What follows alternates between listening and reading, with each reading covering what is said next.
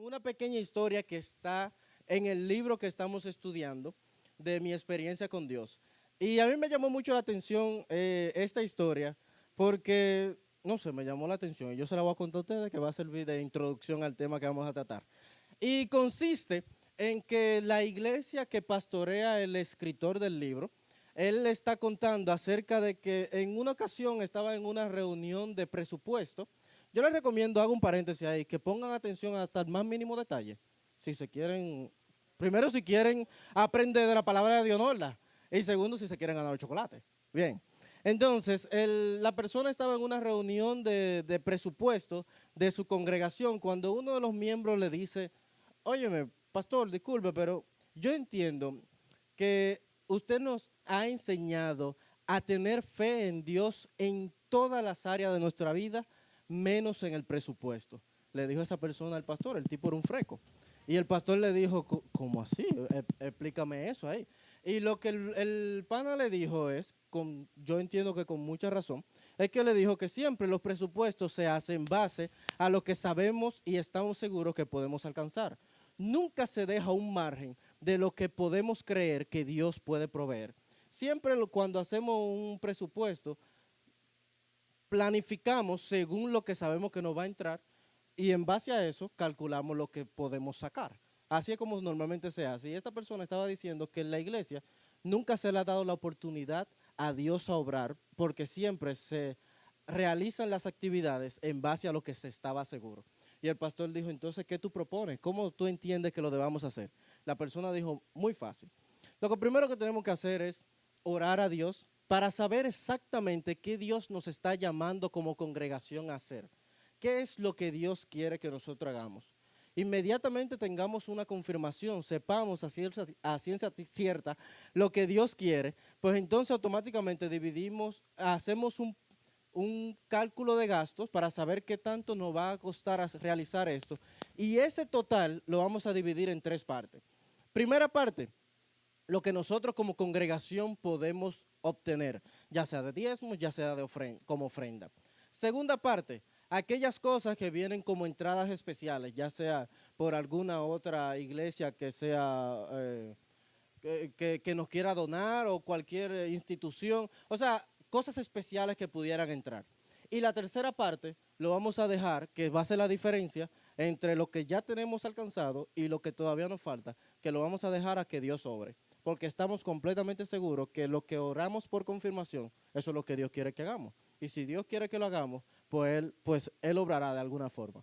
Y ellos dijeron, pues vamos allá. Y para allá le dieron.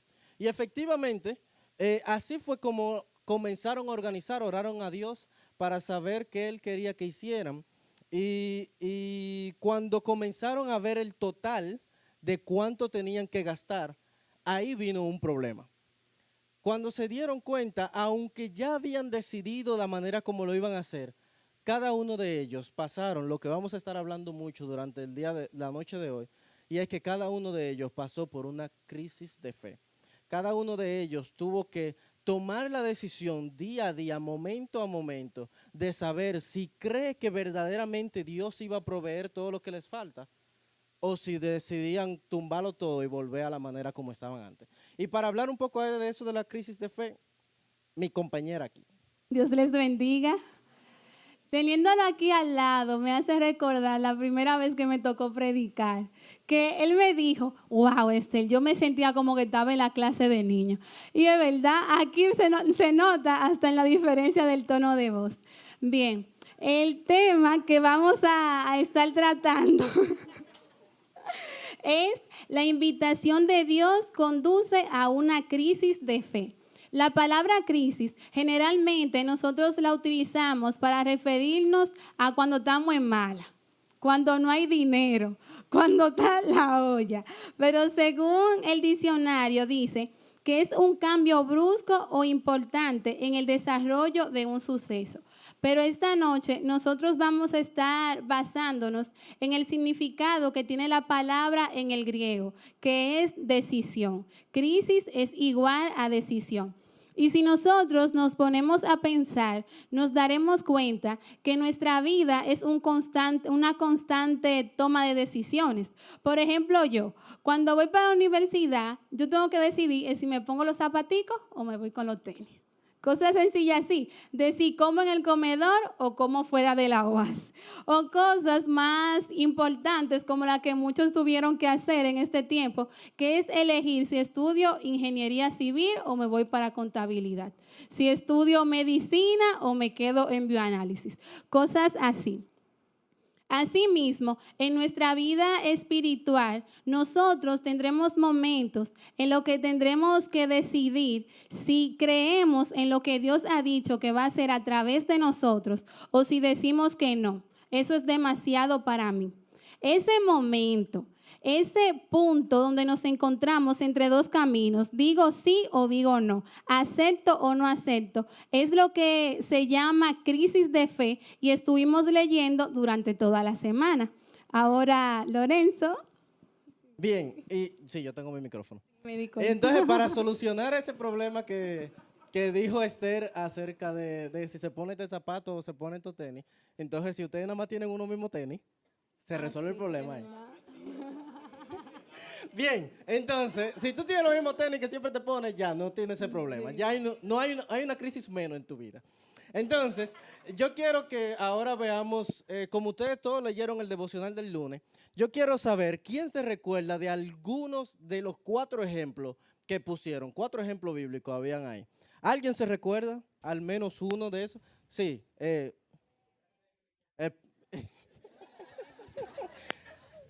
Sí, pero esos niños tienen que estar en eso. El ejemplo de Gedeón y de los hombres cuando él iba para esa pelea con sus 30 y pico de miles de hombres y el Señor le dijo devuelve tanto y quédate con tanto, que él tuvo que hacerlo. Ese era uno de los ejemplos. Ahí es. Mira a ver si para. Todo para. Ay, Dios mío. ¿Alguien más se recuerda? ¿Sí?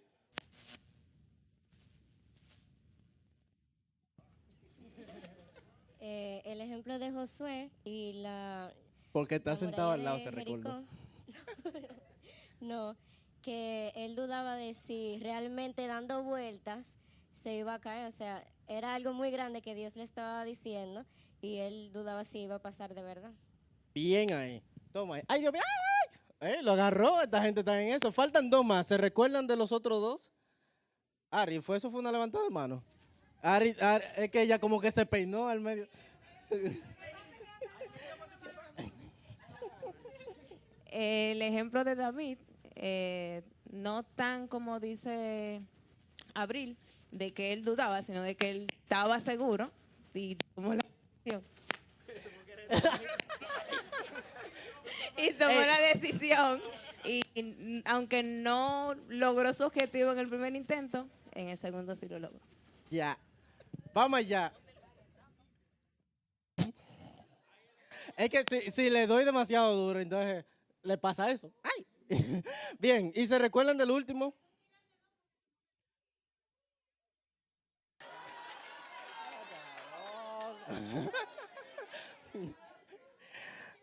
Bien. Estos pastores que no apoyan a sus ovejas, no entiendo. Entonces, ¿quién se recuerda del último, del cuarto? El cuarto fue el que a mí más me llamó la atención porque los primeros 3 eran como de gratis. De verdad, no se recuerda ninguno. Le voy a dar una pista, trataba de Pedro. Ni ahí. Abraham está como en eso. Abraham también se está peinando. Yo nada más me sé el personaje, pero no. Pues ya yo lo dije. No, es lo que hizo. Yo Aquí. me asusté. Hablaba de Pedro. No te ganaste nada. Mira, ve ahí qué dice. Esa no es la ocasión en la que él camina por las aguas y empieza a dudar. No lo leíste. Por eso le dije, ese fue uno que más me llamó la atención porque no es la típica historia que uno suele escuchar de Pedro. ¿Nadie se recuerda? No, nadie se recuerda. Nadie se va a ganar el chocolatico. Bueno, sencillo, pero la historia que consistía ahí es cuando Pedro y Jesús tuvieron una conversación y hablaron acerca del pagar los impuestos. Y Jesús le dijo, ahora todo se recuerda, ¿no es verdad? Y Jesús le dijo, óyeme, prácticamente en pocas palabras, le dijo, mira, para que ellos no hablen, porque la regla hay que obedecerla. Vamos a pagar los impuestos. Vete al laguito Fachachichi y entonces tírate y lo primero que tú saques ahí, el primer pescadito que tú salgas, ábrele la boca y adentro tú vas a encontrar la moneda con el precio exacto que tú que necesitas para que pague el impuesto tuyo y el mío. Claro, porque Jesús no se iba a quedar atrás. Entonces, para que pague el tuyo y el mío. Ahí está. Es un chocolate mío ya. Entonces, cada una de estas personas experimentó lo que es una crisis de confianza, una crisis de fe en cada una de esas situaciones. Y no son todos, o sea, esos no son todos los que lo han experimentado, pero esos son solamente algunos de los que mi compañera va a estar hablando. Para continuar abordando el tema de crisis de fe, nos enfocaremos en 4 principios que son: el primero, un encuentro con Dios requiere fe. El segundo, los encuentros con Dios son de proporciones divinas. El tercero, lo que haces en respuesta a la invitación de Dios revela lo que crees en cuanto a Dios. Y el cuarto, la verdadera fe requiere acción. Iniciemos con el primero, que es un encuentro con Dios requiere fe. La semana pasada, Ideker y Yasiri estuvieron mencionando que Dios nos habla de diferentes maneras. Está a través del Espíritu Santo, a través de la Biblia, a través de uno de nuestros hermanos o en situaciones que nos suceden. Ahora bien, cuando esto pasa, Dios espera una respuesta de parte de nuestra, una respuesta que exige fe, esa confianza y creencia en que Dios va a hacer lo que Él dijo que iba a hacer, en que Él iba a hacer, que Dios haría todo lo que había prometido. Así como los personajes que estuvo mencionando Lorenzo y ustedes, nosotros también vamos a enfrentar crisis de fe. Generalmente cuando Dios viene y nos pide que hagamos algo y lo primero que viene a nuestra mente es que con nuestra propia fuerza o nuestro poder es que lo vamos a hacer, lo primero que podemos hacer es intimidarnos, ¿sí o no? Porque Dios siempre que pide cosas son raras. Porque miren, por ejemplo, ese ejemplo del pez. ¿Cómo dije que yo voy a buscar el exacto? Porque le dijo que iba a ser el impuesto exacto. Y sin embargo, él creyó y se dirigió hacia donde Dios le decía. Asimismo, nosotros debemos, en ese momento de que Dios ya nos dijo lo que tenemos que hacer, debemos decidir. Si decimos que no, eso es demasiado para mí, eso es imposible. O si decidimos decirle sí al Señor y ponernos en sus manos y ser el instrumento que Él usará para hacer su obra. Obra que va a ser según sus dimensiones. Bien ahí. Entonces, ahora yo quiero que también para que entremos un poco en este punto del cual Santil estaba hablando. Yo quiero que hagamos algunas preguntas básicas, nada complicado del otro mundo, y de la misma forma ustedes me van a contestar. Según Hebreos 11:1, ¿qué es la fe? Bienvenida. Es la certeza de lo que se espera y la convicción de lo que no se ve. Amén, bien ahí. Vamos a cambiar. Sí, Echa para allá. No, después lo va a coger Julio alguien, si no lo va a coger Kiara. Él sí lo coge Kiara solamente. Entonces, dice en 2 de Corintios 5:7, porque por fe andamos, no por vista. Entonces, sabiendo eso, ¿qué sería lo opuesto de la fe?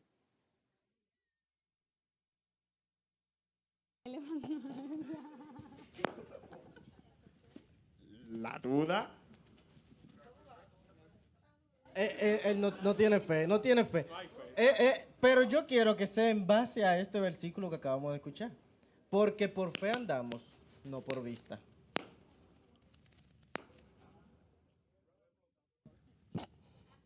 La vista. Ella lo dice con duda, no está teniendo fe. No hay fe, definitivamente, pero esa es la respuesta que yo quería, que estaba prácticamente así mismo en el devocional. Recuérdense que aunque hay muchas respuestas correctas, yo me estoy basando en lo que pusimos en el devocional, porque todos lo leímos. Porque no es verdad que yo todo ese tiempo me tuve que sentar a escribir todos esos devocionales para que ustedes no lo lean. Bien, entonces yo me la estoy quitando ahora con lo que no les gusta leer. Bien ahí. Entonces, sabiendo eso también, en Isaías 7:9 dice, si vosotros no creyereis, de cierto no permaneceréis. Entonces, sabiendo eso, ¿cuál es uno de los peligros de la falta de fe? Ah, bueno, nada más bienvenida. No, dásela a Francisco. Ah, no, se metió en miedo. Dásela a Josué. Dásela a Josué. ¿No le gusta el chocolate? La incredulidad. ¿Qué fue lo que yo leí? Isaías 7. No, porque la pregunta es cuál es uno de los peligros de la fe, de la falta de fe, basándonos en si vosotros no creyereis, de cierto no permaneceréis. Dáselo bienvenida, porque imagínate. Ah, él no quiere caminar, la macata, fue parte del sonido. Si es según el versículo, es no permanecer. Exactamente. Mi hermano, te va a descarriar. Si no tienes fe, es muy probable que te vaya a pasar algo por ahí. Es que después se la pego entre la cara, entonces no quiero. Bien, entonces seguimos. ¿Cuáles son algunas de las cosas que Dios quería hacer por medio de Moisés, que solo Dios podía hacer? Esto no es algo específico, simplemente de la historia de Moisés. Cualquier cosa que Dios quería hacer a través de Moisés, que solamente Dios podía hacer. A quien tú quieras, Juan Carlos. Ya, tú te vas a encargar de eso, de quien te quede más cerca. Llevar al pueblo a la tierra prometida. Moisés por sí solo no podía no hacer podía eso. hacer eso. Claro, porque imagínate un tipo que ni sabe hablar. Entonces, eso está claro. Entonces, yo no estoy pichando. Oye, que ahí viene entre una de las partes, eso de que él ni siquiera sabía hablar. Viene lo que yo decía, de que hay cosas que nosotros creemos que no vamos a poder hacer. Con nuestra propia fuerza no la podemos hacer, porque es verdad, era tartamudo, pero el Señor no es contigo, no eres tú, no es el Moisés tartamudo que va a ir, sino yo soy el que irá contigo. Era de lado. Exacto. Entonces, la próxima pregunta. Ella no contestó, ya se lo sabe todo. Ella lo estudió conmigo, además yo no pregunté, ¿es verdad? Es verdad. Emma, te ganaste un chocolate, portate atento de la regla. Bien, entonces, ¿cuáles son algunas de las cosas que Jesús quería hacer por medio de los discípulos que solamente Dios podía hacer? Aquí, te la levantaron la mano aquí. Es que yo no la vi, perdón. Fuiste tú. Lo que pasa es que él estaba mirando para allá. Yo no la ella no sabía lo que yo iba a preguntar. Lo que pasa es que era prácticamente la misma pregunta anterior. Es verdad. Dale. Bueno, en el caso de los discípulos, por ejemplo, cuando ellos echaron fuera demonios, ellos por sí solos no lo iban a poder hacer si no fuese por el Señor. Bien. Fácilmente lo que un demonio le puede decir, ¿quién eres tú? Ya esos son problemas de primo. Ya no me meto ahí. Y entonces la última, antes de pasarle de nuevo, dice, cuando Dios le pide a una persona que se le una para hacer algo que solo Él puede hacer, hay dos opciones. Eso ya Esther lo habló. O obedece o desobedece. ¿Qué significa si la persona obedece y qué significa si la persona desobedece? ¿Qué da a entender? Sí, dice... Si la persona decide no obedecer, pues está claro que quiere seguir su propio camino y no lo del Señor. Y si decide obedecer, quiere hacer la voluntad del Señor. Esa no es la respuesta que yo estoy buscando. Si obedece es que tiene fe y si no obedece no tiene. Está más cerca de eso, o sea que sí vamos a dársela. Básicamente, ahí ese punto lo vamos a tratar un chismo para adelante y va a ser la misma Santil, así que no voy a aclarar ese punto porque después digo lo que Santil va a decir, entonces después Santil no va a saber lo que va a decir, entonces se va a poner nerviosa, entonces va a hablar mucho. Wow, Bien. pero Dios mío. El segundo principio es, los encuentros con Dios son de proporciones divinas.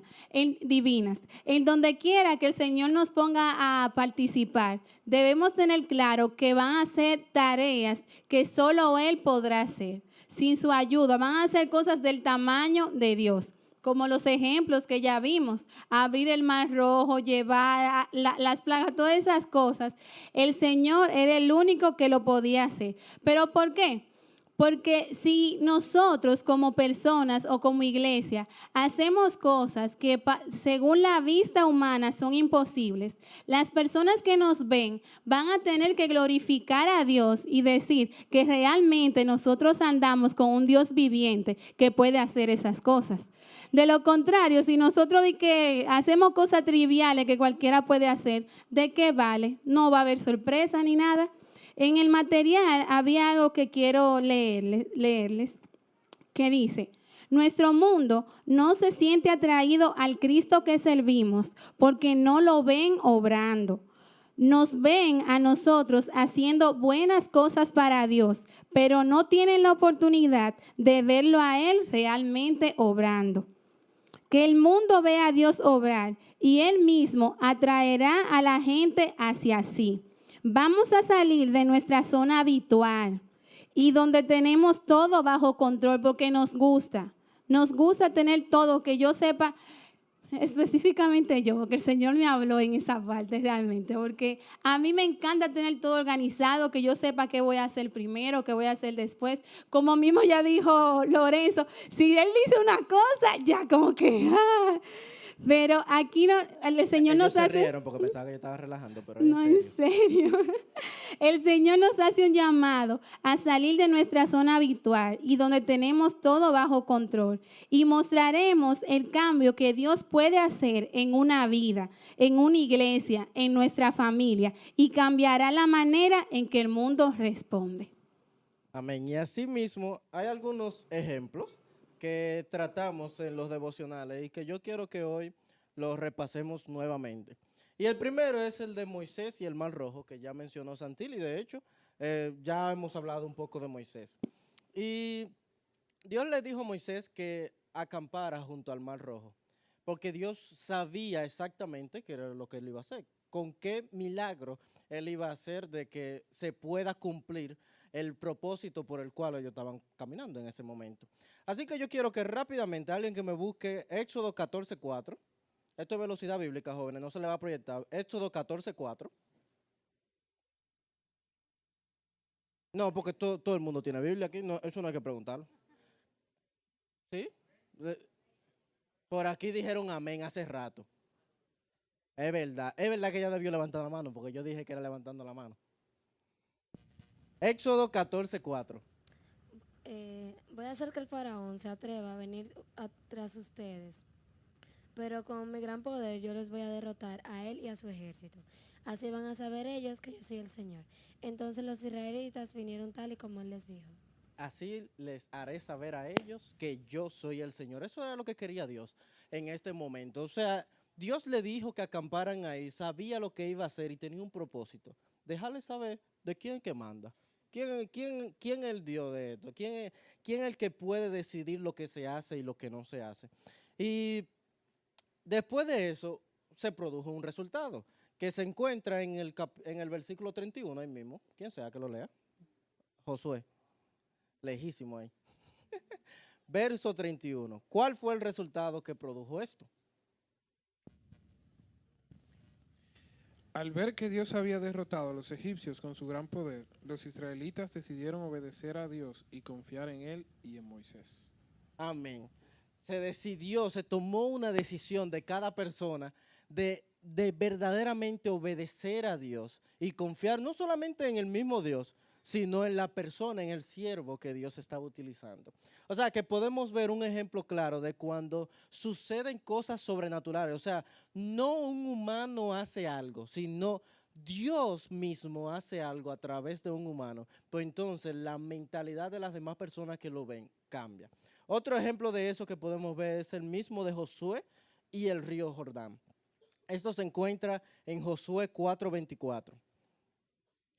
Dios le ordenó a Josué que guiara a los israelitas a cruzar el río Jordán, justo en la época del desborde. ¿Por qué justo en esa época? Léeme ahí, 4:24. Para que todos los pueblos de la tierra conozcan que la mano de Jehová es poderosa, para que temáis a Jehová vuestro Dios todos los días. Para que todos los pueblos lo conozcan. O sea, que no era algo, wow, le rebotó de la mano. Yo tenía mucho que no veía eso. Gente así con mano de mantequilla. Entonces, precisamente, había un propósito con todo esto. No era simple y sencillamente hacerlo tanto para el mismo pueblo que él lo estaba haciendo, sino para que todos los demás que lo vean puedan ver que alguien o algo sobrenatural, en este caso nosotros sabemos que es alguien, pero para que los demás sepan que algo diferente había en ese grupo, que no era simplemente un grupo de personas haciendo cosas bien, sino que era algo sobrenatural actuando a favor de ellos. Como tercer ejemplo tenemos la historia de Sadrach, Mesach y Abednego. Esta no la sabemos y ya hay pila de gente que está buscando a Daniel, pero sabemos esta historia, no la sabemos de memoria. Y es que ellos escogieron obedecer a Dios sin importar lo que el rey pudiera decir. ¿Y qué le dijeron ellos al rey? Eso está en Daniel 3:17. Aquí la levantaron primero. Ustedes saben que el que decide es Juan Carlos. Ya, fue que se me voló. Dice, he aquí, nuestro Dios, a quien servimos, puede librarnos del horno del fuego ardiendo, y de tu mano, oh rey, nos librará. Amén. Ellos estaban seguros de lo que iba a pasar y se lo dijeron a la clara, ¿eh? O sea, no fue como que ellos dijeron que pudiera, sí, yo sé que no le he dado su chocolate, líder. La líder, Dios mío. Ella siempre está velando por lo mejor de cada una de las personas que están a su alrededor. Así que está en eso definitivamente. Ustedes aplauden por la atrapada, por la tirada o por la palabra de Dios. Yo quiero pensar que es por la palabra de Dios, definitivamente. Pero bueno, entonces ellos estaban seguros de lo que podía pasar y de hecho se lo dijeron de antemano al rey. ¿Y qué sucedió después de eso? Aún los soldados que echaron a estas 3 personas al horno, hasta ellos murieron ahí, de lo fuerte y lo caliente que estaba eso ahí. Y aún así Dios los protegió. O sea, ellos sobrevivieron. ¿Y qué pasó luego? ¿Qué dijo el rey después? Eso está en el versículo 28.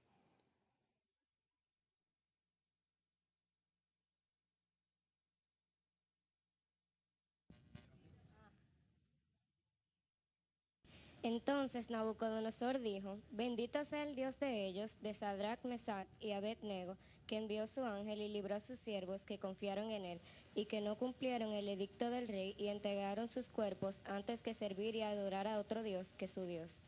Estamos hablando de un rey que es totalmente pagano,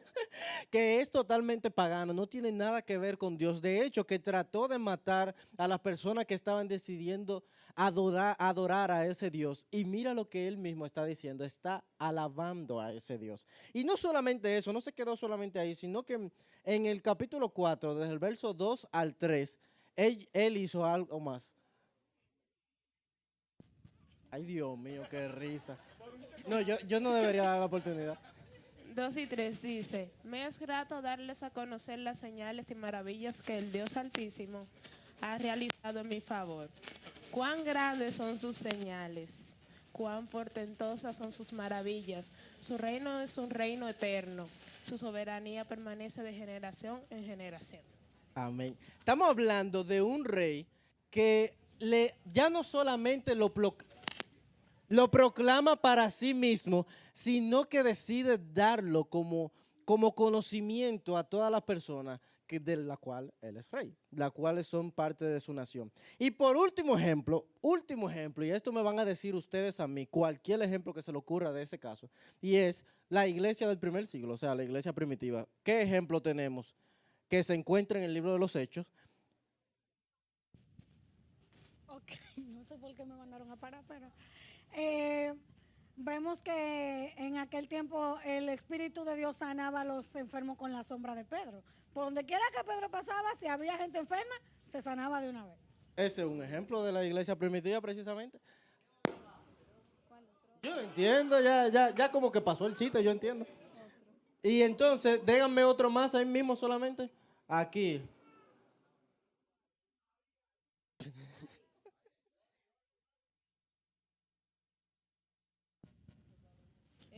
Otro ejemplo en la iglesia primitiva era la unidad y coinonía que existía entre los hermanos. Cualquiera que tenía dinero vendía lo que tenía y lo aportaba a la iglesia, sea para comida o cualquier cosa, en necesidad. Yo me estaba sintiendo desilusionado de que estaba teniendo una respuesta tan normal y no había pasado como nada fuera de lo normal de Abigail, de verdad. Pero sí, ya, gracias Abigail, gracias. Entonces, esos son algunos ejemplos. Continuamos. Bien. El tercer principio es, lo que haces en respuesta a la invitación de Dios revela lo que crees en cuanto a Dios. Lo que haces en respuesta a la invitación de Dios revela lo que crees en cuanto a Dios. Este principio está claro, no hay que hablar mucho, no hay que abundar mucho. Como yo dije al principio, Dios nos hace un llamado. El Señor nos invita a que trabajemos en su obra, a que seamos parte de las grandes maravillas que Él quiere hacer. Entonces, la respuesta que nosotros tengamos a eso, el sí o el no que demos, con ella vamos a estar diciendo qué creemos acerca de Dios. ¿Quién es Dios o qué es Dios? Pues como ya dijo Lorenzo, para nosotros es el Dios poderoso, es quién es Dios. No qué, porque...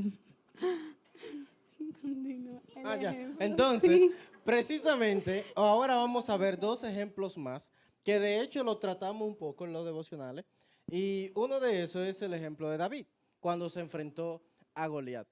¿Se saben esa historia, no, verdad? ¿Quién me puede hacer un resumen rápido de esa historia? Juan Carlos, tú eres que decides, ya, yo no. Sí, fueron todos, dáselo a quien tú quieras. Oye, tú estás pasando hambre, mijo. Esa es la forma de bienvenida de dar esa noticia. Wow, Dios mío.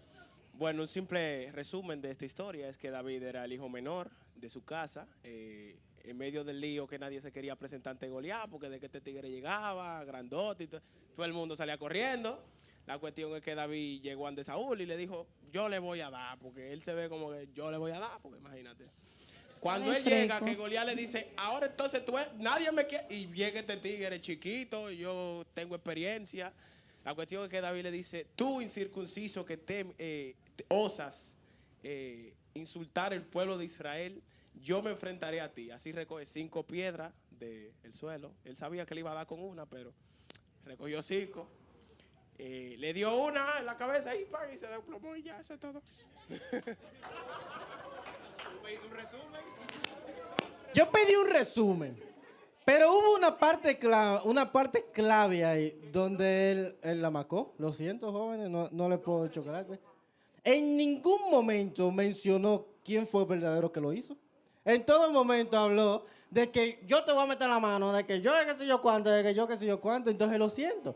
Entonces porque ya no me levante la mano, jóvenes, ya lo siento.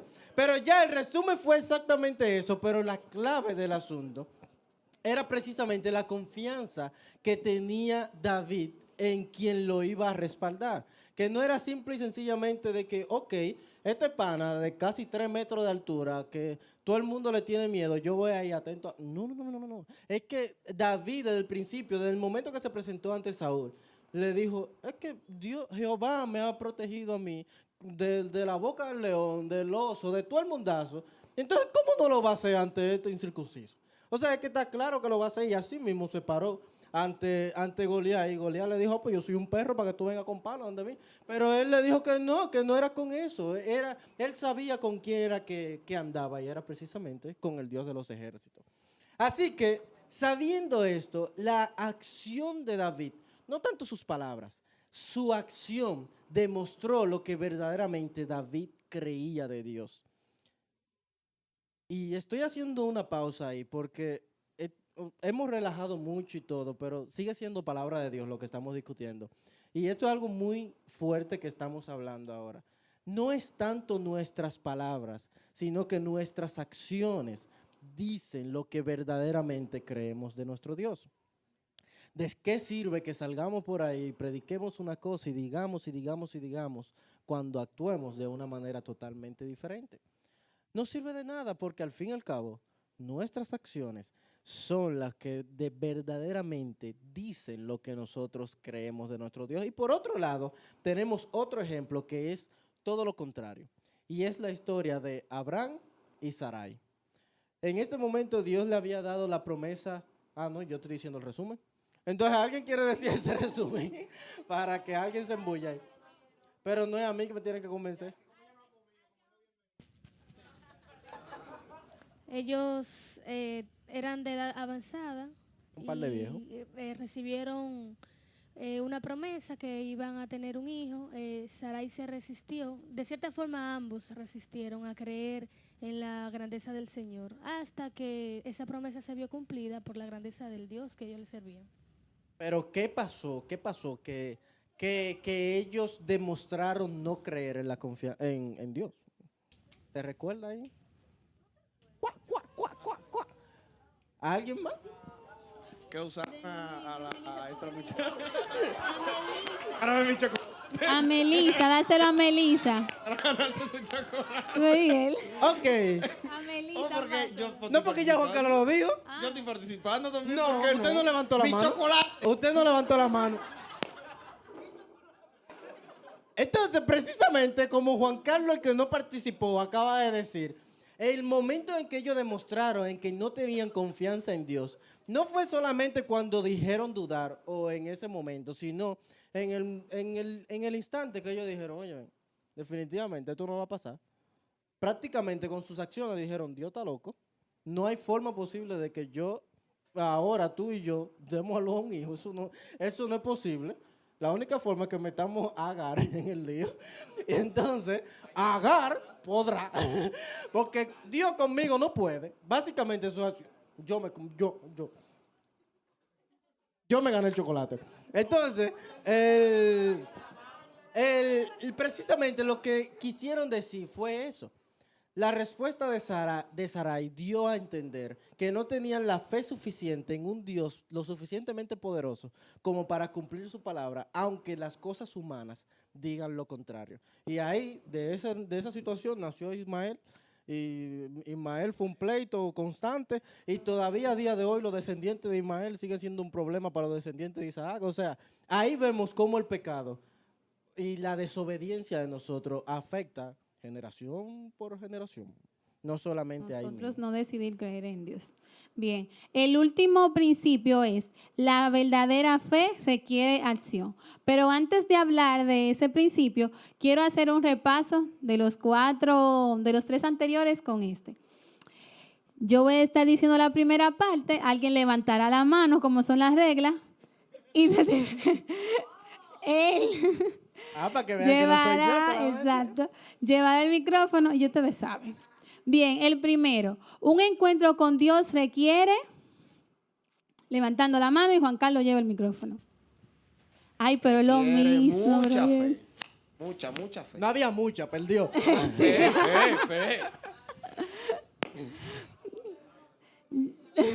Hijo pródigo, para que no llegue de otra forma. Un encuentro con Dios requiere, como que no se lo saben. ¿Qué?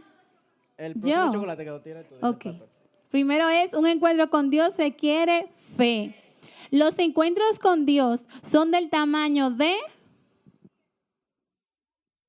¿Es Juan Carlos? Me lo llevaron lejos. Ay, mi madre. Del tamaño de Dios. ¡Huepa! Si no lo hubiera venido yo, mire, lo agarraste como quiera.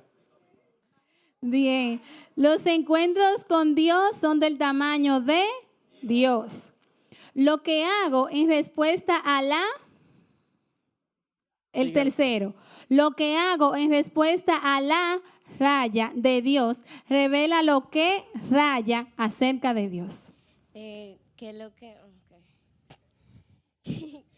A ver. Que lo que yo... Espérate. Ok. Es que ese estuvo Exacto. complicado. Ok. Lo que yo hago... lo tenía más fácil, fue ella que lo complicó. Lo que hago en respuesta a la... Fe en Dios revela lo que creo en cuanto a Dios. Ya. Otro.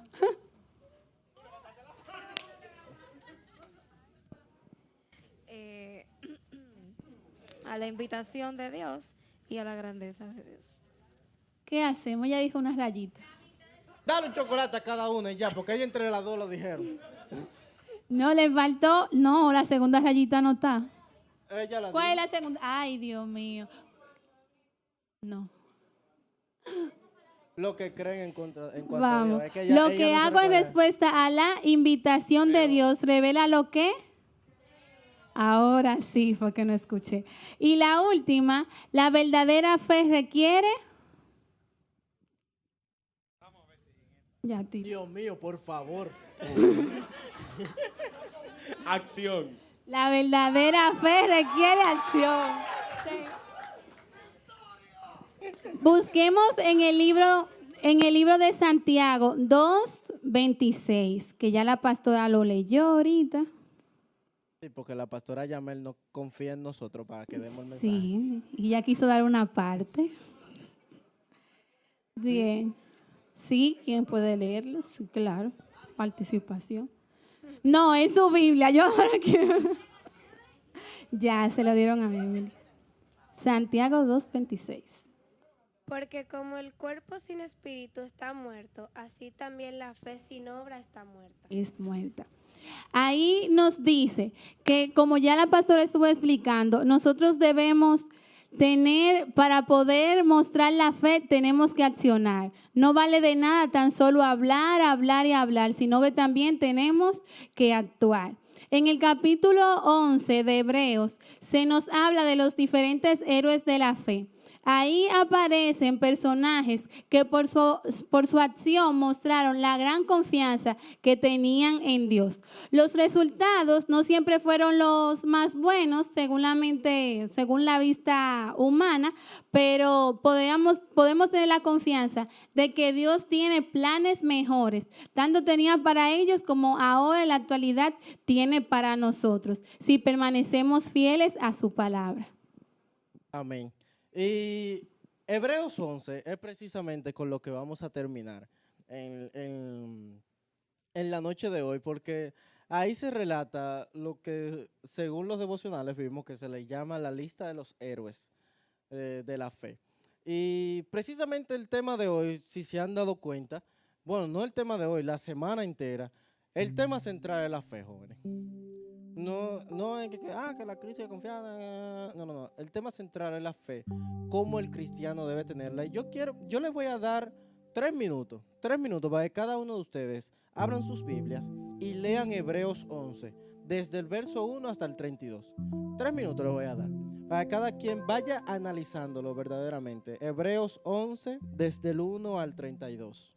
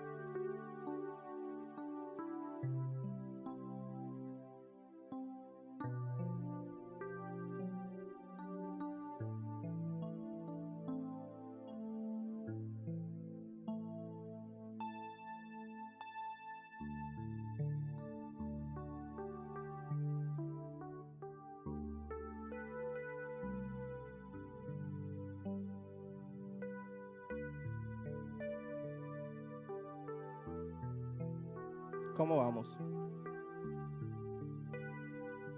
En el 9.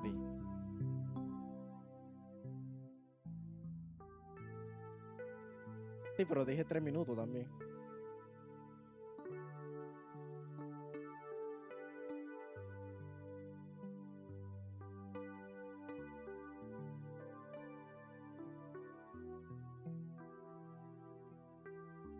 vamos a dejarlo ahí donde ustedes van, porque ya la idea la cogieron de lo que más me interesa, porque básicamente lo que trata de diferentes héroes, de diferentes personas y resalta al menos un caso donde por su fe haya sucedido algo. Yo quiero, para finalizar algunos de estos chocolates ya que quedan, que me digan algunos de los ejemplos que vieron. Van a participar mucho, Juan Carlos. Le puede ir pasando. El de Enoch, que por su fe él no murió y Dios se lo llevó con vida y por eso no han podido encontrar su cuerpo. Bien, y pasa ahí mismo si quieres. El de Abel también, que él no se quedó simplemente en lo común de darle cualquier cosa, sino que él quiso ir más allá y le dio una ofrenda buena. Amén. Puede pasar ahí mismo. El de Abraham y Sarai, que Sarai, aun siendo estéril, con fe pudo dar luz a un hijo sano.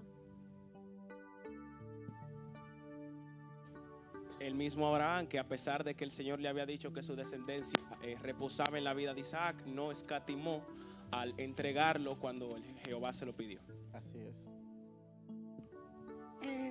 Yo me salté de donde yo me quedé, pero voy a poner el ejemplo del versículo, bueno, uno de los ejemplos que más me gusta, que es el de Rahab, porque Rahab no pertenecía al pueblo del Señor, no conocía ni siquiera a Dios, pero ella ocultó a los espías que fueron a la tierra porque ella creyó que Dios podía hacer algo por ella. Amén. Moisés, que cuando fue grande se rehusó a llamarse hijo o hija de hijo de la hija del faraón.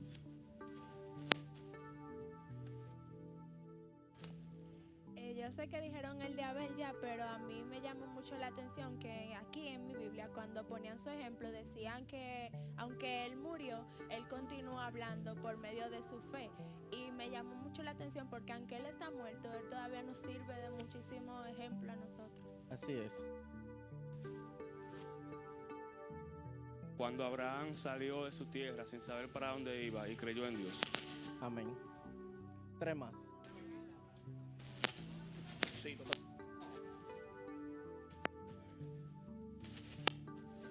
Que por la fe Noé advirtió que por la fe Noé advirtió de cosas que no se ven y construyó un arca para salvar su familia. Amén. Bueno, ya mencionaron a Moisés, de que renunció a ser hijo a ser un rey en la casa del faraón, sino que él también se arriesgó a abrir el mar rojo, que fue una de las cosas más grandes que se podría decir que hizo Moisés. El último ya.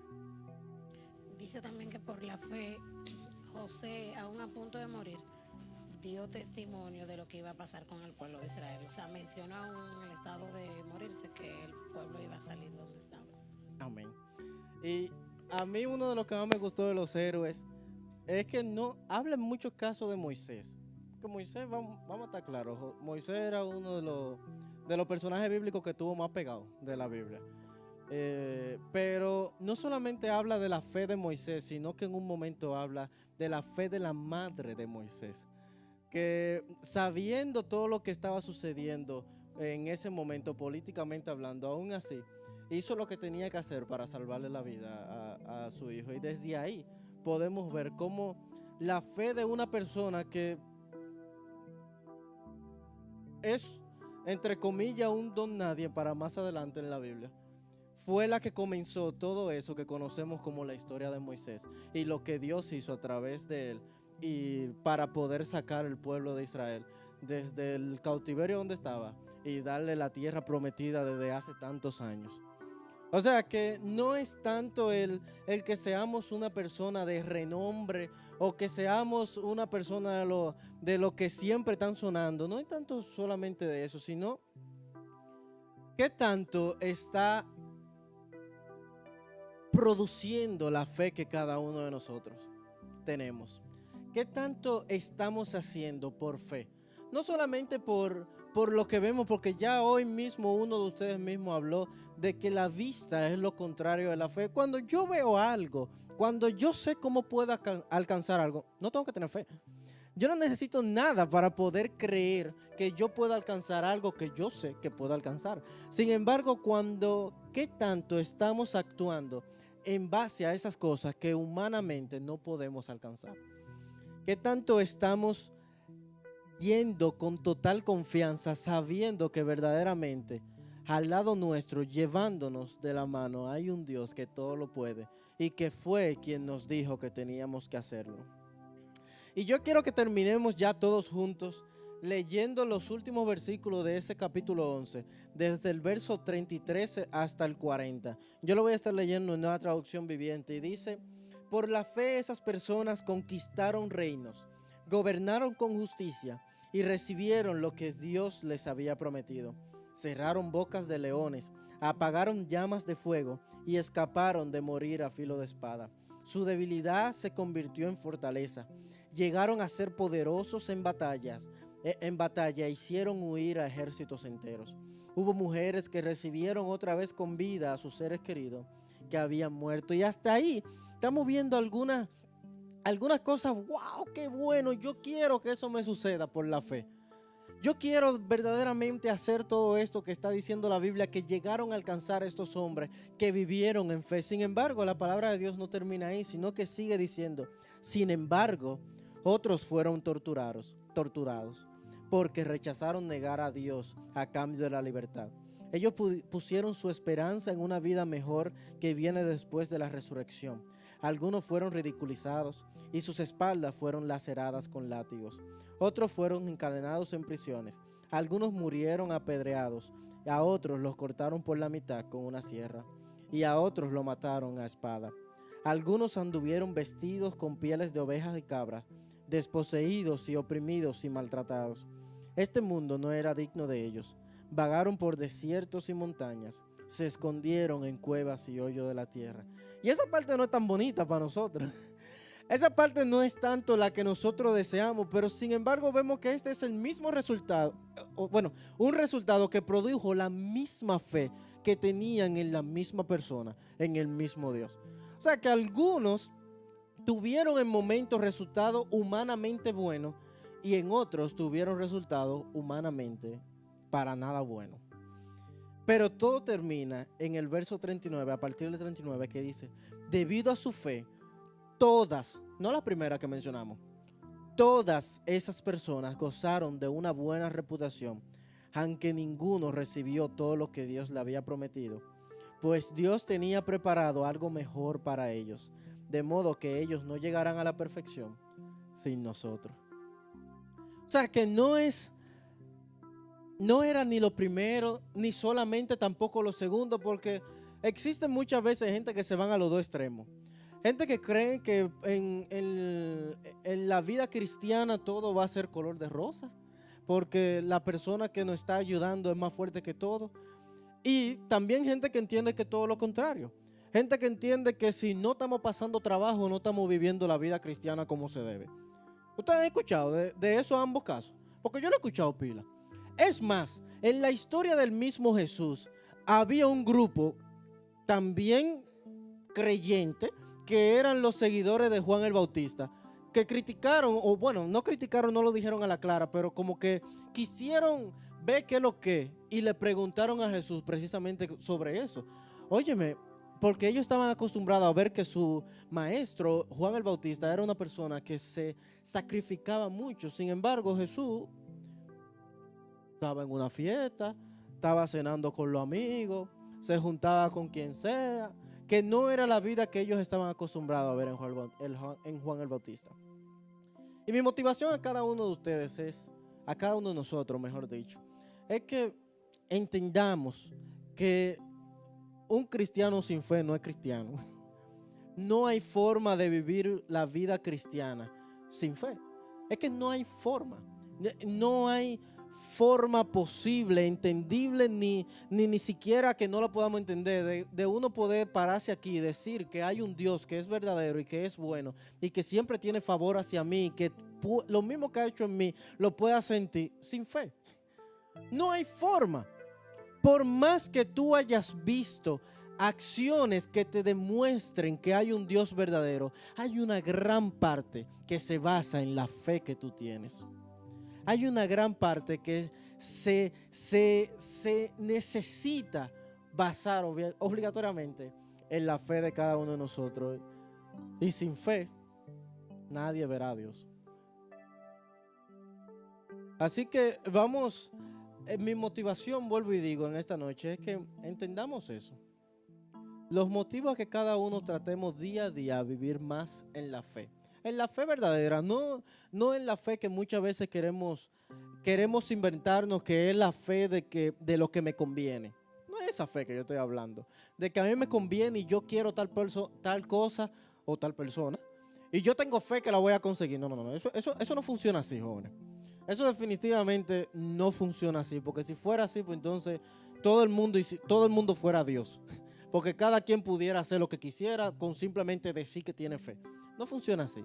La fe nuestra debe estar basada en una sola persona, en Dios. Y si aquella cosa a la cual tú tienes fe va acorde a los propósitos de Dios para tu vida, mi hermano, por seguro que eso va. Por seguro. Ahora tú tienes que estar seguro de que va acorde a lo que Dios quiere para ti. Así que para ya finalizar nuevamente, vamos a inclinar nuestros rostros y vamos a hacer una breve oración. Señor, gracias te damos por esta noche. Gracias, Señor, porque siempre de alguna forma u otra tú nos hablas. Gracias, Señor, porque no tenemos que comportarnos de X o Y manera, sino que simple y sencillamente por estar dos o más reunidos aquí en tu nombre, hablando las cosas que a ti te interesan, pues ya automáticamente tú estás en medio nuestro y te revelas a nosotros a través de tu palabra. Señor, muchísimas gracias por la facilidad que nos das de entender tu palabra. Gracias, Señor, porque tan clara es tu palabra, Señor. Gracias porque te preocupas por cada uno de nosotros, porque sabes que este mundo es imposible vivirlo si no es porque tenemos fe en ti, Señor. Gracias porque sabiendo eso te preocupas en motivarnos una y otra vez con estas cosas que ya conocemos desde hace tanto tiempo, pero que tú sabes que en muchas circunstancias, cuando vemos la tormenta, cuando vemos las situaciones, cuando vemos el problema al frente nuestro, se nos olvida. Porque muchas veces cuando vemos ese número tan grande que nosotros mismos no podemos alcanzar, tú nos dices, oye, ten paz, porque soy yo que voy a dar lo restante. Muchísimas gracias, Señor, porque definitivamente, nada de las cosas que están escritas en la Biblia, aquellas que no están escritas y esas que todavía en día de hoy seguimos haciendo en tu nombre, no lo pudiéramos hacer si no es por ti, Señor. Permite que nosotros seamos una iglesia que la gente no nos vea a nosotros, sino que vea a un Dios poderoso que usa esta congregación, Señor. Permite que la gente no vea un grupo de personas que hace buenas obras, sino un grupo de personas que se guía de un Dios poderoso para hacer cosas sobrenaturales. No queremos simple y sencillamente salir a hacer lo que cualquier persona pueda hacer.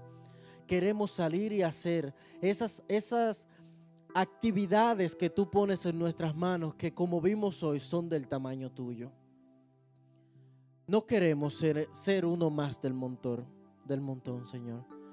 Queremos ser uno contigo y que tú seas uno con nosotros. Porque solamente de esa forma, solamente en esa conexión, podemos estar seguros de hacer por completo tu voluntad. Ayúdanos, Señor, porque nosotros no podemos por nosotros mismos. Pero confiamos en ti, Señor, en el único autor y consumador de nuestra fe, Señor. Todo esto te lo pedimos en nombre de tu Hijo Jesús. Amén. Que Dios le bendiga, jóvenes.